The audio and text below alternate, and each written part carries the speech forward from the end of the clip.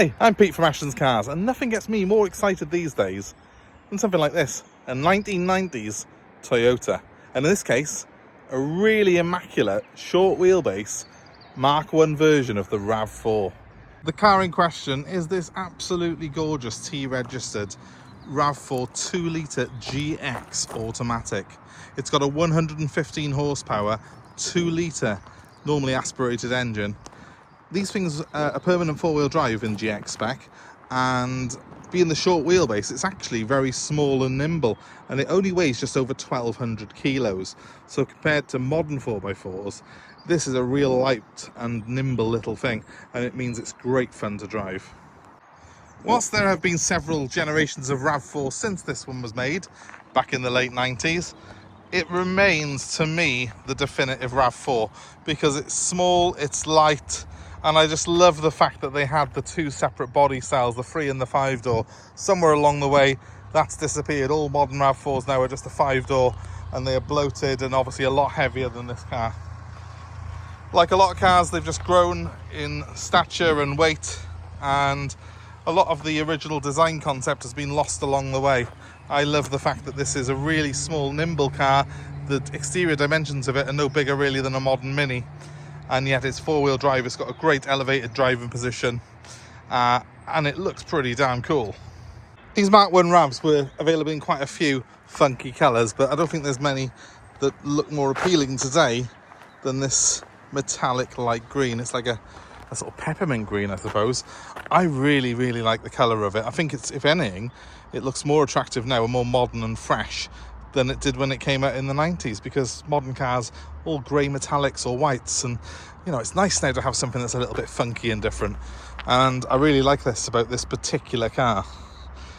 Speaking of this particular car, well, I picked it up yesterday and from a customer of ours in Devon, so I drove this car back from Devon yesterday. Did I enjoy the journey back from Devon in this? You betcha I did. The weather, as you can see at the minute, is just absolutely gorgeous. I had the sunroof back, music on, and I really enjoyed driving a 90s Toyota again. I just got a thing about these cars. As you know, I've got the Celica at the minute as well, which we're currently working on as a 90s Toyota project. They're just so well built, so well engineered 90s Toyotas, where they've got a legendary reputation for build quality. And when they're as good as this, and as well looked after as this particular one, there are gems to be had. The gentleman who had this particular car, he'd had it a couple of years and he wasn't really using it a great deal, so he decided to buy it off a van off us that he could convert into a camper, which is how I've come now to have this in part exchange. It was the first time I'd even seen the car. Hadn't even seen photos of it until I rocked up at his house to deliver his new vehicle, and I was just so impressed when I saw it that I knew it had done just under 100,000 miles. It's on 99,700 currently. But what I didn't know was he's had the wheels refurbished on it recently. It's also got upgraded headlamps, so we've got the more modern lights on it, not the sort of faded cataract covered ones that you get on most 90s Toyotas. It's got really good output from those lights, and the wheels, I think, really do make it. Even though they're aftermarket ones, they've been refurbished professionally, and they're a nice wide chunky wheel, which gives this car its sort of Tonka toy looks. It really does carry the car very well, and it just sits very well, this particular car does. Inside, you are greeted by the typical 90s Toyota interior. You will be perhaps familiar with this if you've had Toyotas before. I think every single Japanese car of the 90s had these very same heater switches, but they're simple and they're easy to use, and do you know what? They work brilliantly. We have got an aftermarket stereo on this car, and as I say, I had the tunes on yesterday. It's got quite a good sound to it, and of course, most importantly, I've got the automatic gearbox. Now, this is a standard automatic with a torque converter, so a nice big slush box. I believe it is 4-speed, although I could be wrong. It has got an overdrive. I think it's 4-speed with overdrive, if I'm right in saying, if I remember rightly. And these 2-litre engines output about 115 horsepower. So it's actually quite a nippy little thing, because remember, the weight's low. It's only weighing about 1,250 kilos, so that 2 litres got a fair bit of punch in this light body. It's something you wouldn't do in a lot of cars this age. Put the sunroof back. But no, it's Toyota, guys. Of course it works. Everything works.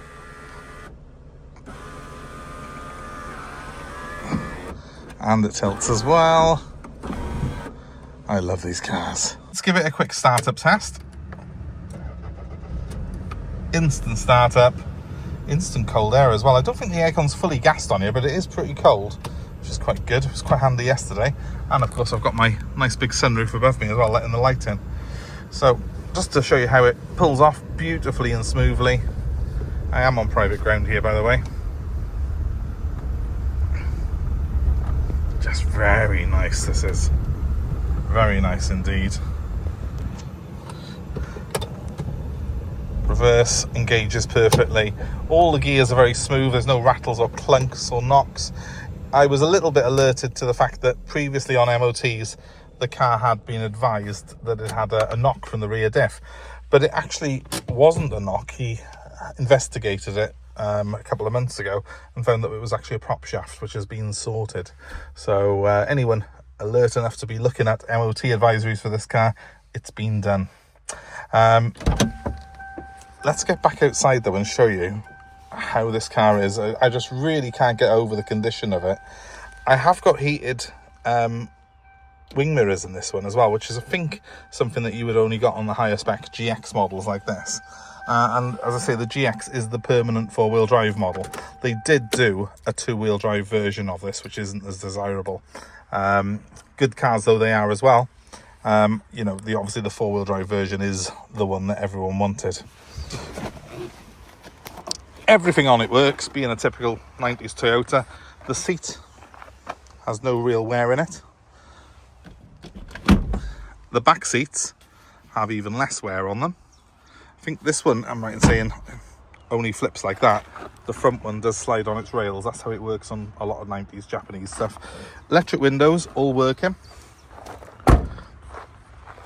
The car itself, as you can see, is in very good condition. I got a little bit of touching up to do on the door edge there, but other than that, it's good. I think having these big plastic mouldings on the sides of these Toyota RAV4s meant that they did preserve very, very well.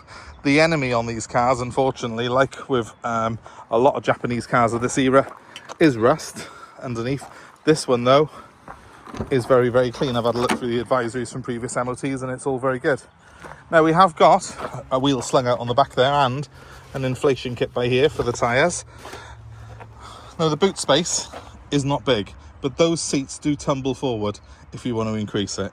It is a four-seater, and it has got enough room in the back of here for some soft bags, but if you are taking anything serious, you might want to think about folding those seats down in the short wheelbase model. So, practicality-wise, it depends on how many people are in your family and how much luggage you take, but what I can tell you is this slots into parking bays a lot easier than a modern 4x4. It's short, it's got good visibility because the pillars on this are a lot thinner than a modern 4x4, and it's just an absolute joy to, well, yesterday, slot in on the seafront in Budleigh Salterton, where I got it from. I couldn't have been in a better car really for the day yesterday. Really beautiful. This particular car has literally just come into us. Other than just washing it, I haven't done anything to it yet, but I am going to get it workshop inspected. Looking through the MOTs though, I don't think I've got a lot to do. It looks like it's been pretty well looked after, this thing has. And the chap who had it, he was quite mechanically minded, and he'd really sort of looked after the car very, very well over his time with it. I've got service history for it to back up the mileage. It's just a gem, I think. I wish that we could see more of these on the road. Unfortunately, the rust has got a lot of them, but this one underneath, you can't really see here, but it is very, very good. We're going to get it up on the ramp and get some photos of it on the ramp as well before we sell it. It's one of the survivors, and there's not enough of them around. And if you're looking at things like this, small 4x4s, people just don't make them anymore. Even the Jimny now isn't imported into the UK as an official import, only as a commercial.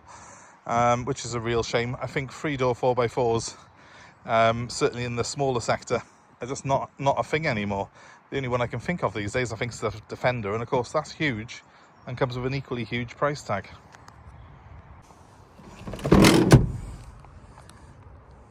for one miss cars like this. Good, fun cars that are just an absolute joy to drive, light, small, and just a bit of fun. That's what we want. I wish car manufacturers were building cars like this that people actually wanted to buy, rather than huge SUV crossover things that are just there to meet targets and criteria. Things like this, unfortunately, are becoming extinct. So if you're looking for one, you need to be quick, and you need to buy a really good example like this that's been well cared for. Me as a car enthusiast, it's kind of an honour to have cars like this in my possession, even if it is just for a short moment of time, because this car will be going up for sale. I really do think someone's going to have themselves a real bargain, and that it's just a fun car that is almost irreplaceable, possibly even a future classic. It is the original Mark 1 model.